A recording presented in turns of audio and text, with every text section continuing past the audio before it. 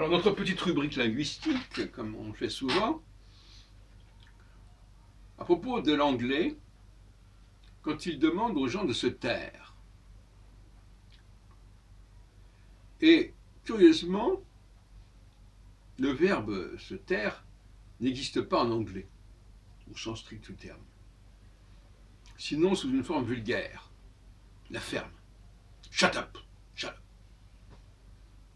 La seule façon de dire en anglais tais-toi, c'est shut up, ferme ta gueule. En anglais, dans un anglais qui n'est pas français. Alors on nous dit oui, mais attention, on peut aussi utiliser d'autres formes. Silence, quiet, calm.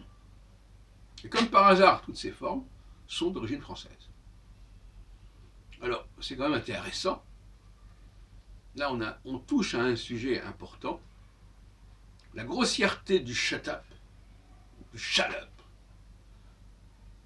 et le raffinement du quiet, silence, calm down du français.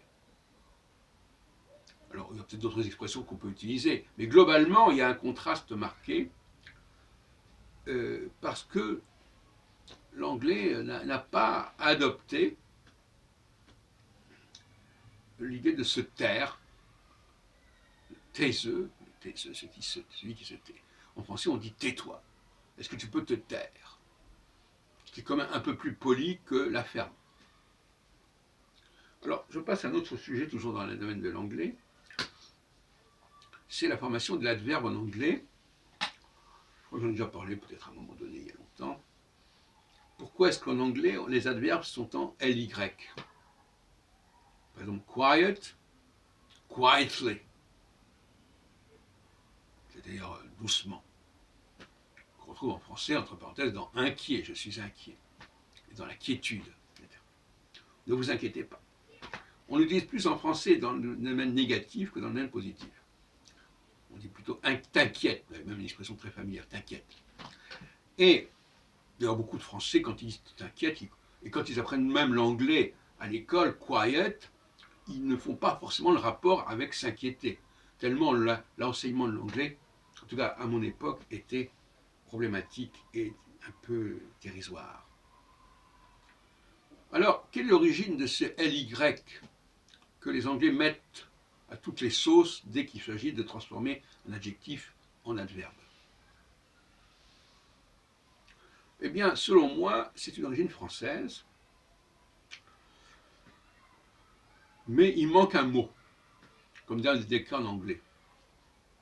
Par exemple, early, c'est de bonheur. On a enlevé le bonne. Likely, c'est vraisemblable. On a enlevé le vrai. Et là, on a enlevé le à la manière de, à la façon de. Par exemple, au lieu de dire généralement, je peux dire d'une façon générale. Et à ce moment-là, il n'y a plus le ment.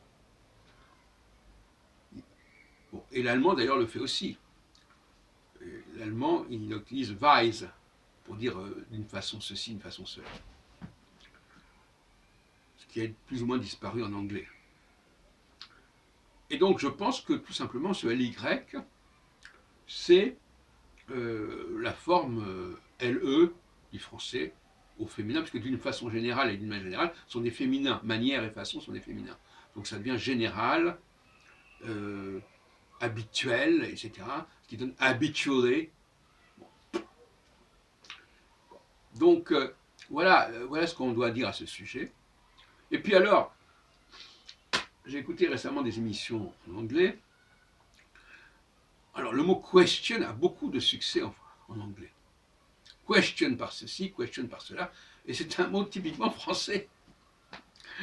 Et on l'a effectivement dans la formule déjà shakespearienne de Hamlet, to be or not to be, that is the question. Début 17e.